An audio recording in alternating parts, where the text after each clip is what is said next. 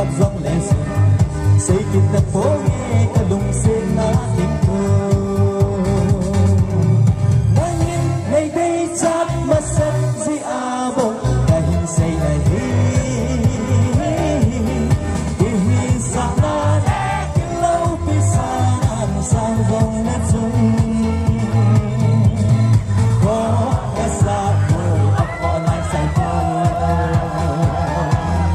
nắng ngát sự thao cái cánh sớm hay mơ